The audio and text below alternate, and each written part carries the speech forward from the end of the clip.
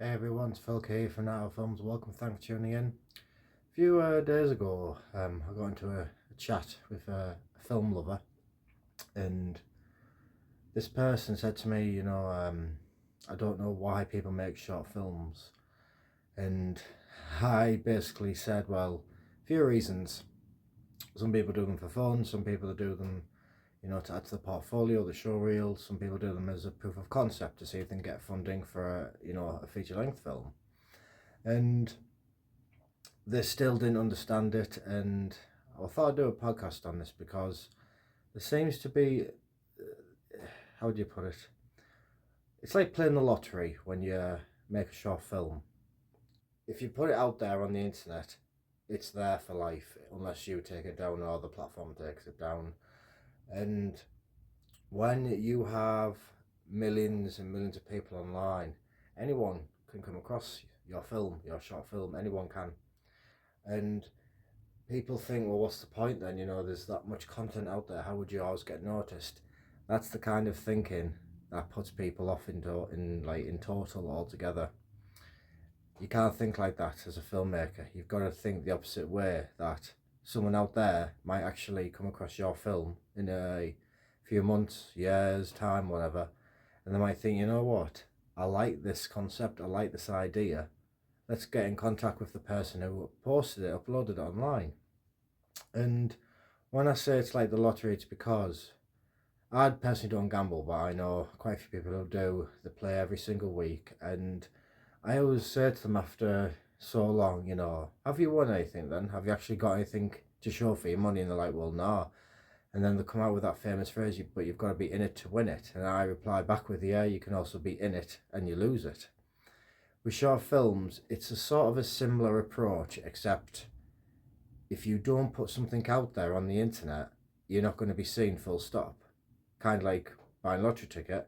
The opposite effect is, if you don't win the lottery, that's it. With a short film online though, there's always that chance, that possibility, that an opportunity might arise further down the timeline. And a lot of people say, oh, I don't want to put too much money into it, or, I don't want to waste too much money. A short film can always be seen as an investment in your portfolio no matter what, because it's only short. The time, the dedication, the effort, I personally would say it's probably half as what is required for a full-length feature film. And when I've made short horror films in the past, I've done it for the exact same reason. I've put them out there and I've thought, you know what, let's see what can be made out of this. Let's see whose attention it grabs, if it, gets shared, if there's any likes, etc., etc. It's one of those sort of, no, I'm not going to say a transaction as such, but it's one of those moments where if you see the opportunity to obviously make a short film and upload it online, shut it out there, see what comes of it. I have come across short horror films that were made years and years ago, and I thought, you know what, I'd never seen it, never heard of it, but you know what, I'm still going to shut it on and see, what it's made of. And I've come across, I can't remember what this short horror film was, but I do remember there was some sort of a weird grey looking creature in the kitchen, and someone comes down the stairs, and I think it's a puddle of blood they come across. At first it shocked me, it was surprising, I'd never seen anything like it. But then when I actually looked for the storyline, there wasn't one. Did it get people's attention? Yeah, absolutely. Was there a storyline behind it? Did anything come of it?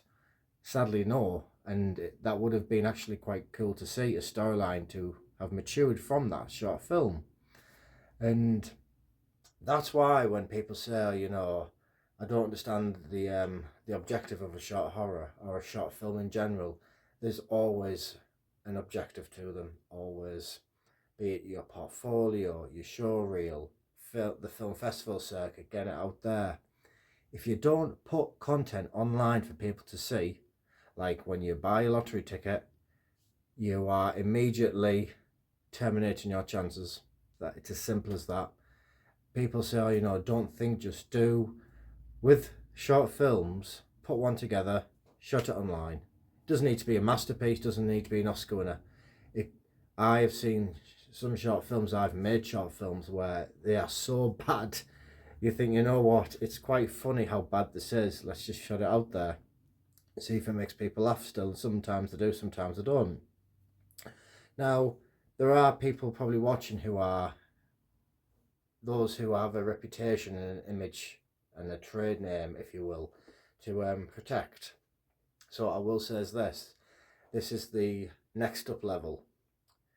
If you do have a short film or any film that is not great, be it technical, the acting, the direction, the lighting, whatever, there is a rule of thumb: bury it, don't let people see it. Now, if you are starting up, obviously you've got to be careful what you do upload on the present day.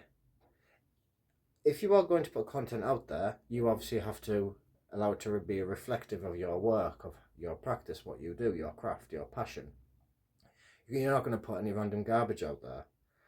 You will want to quality check it, make sure, you know what, I like this, it works, it's good enough for me, I'm happy with it, put it out there. But then there are some times when you have to double check reality and you think, right, you know what, we're building up a brand, a business here, an image, a reputation, a following.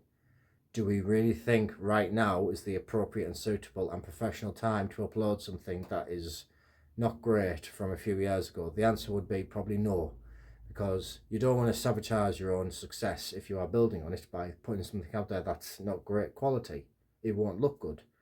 But as I said, depending on the situation, some people I know have re-uploaded a film that was terrible, and when you watch it you think, you know what, this was made 5 years ago, yeah, I can see what you mean now, it's not great.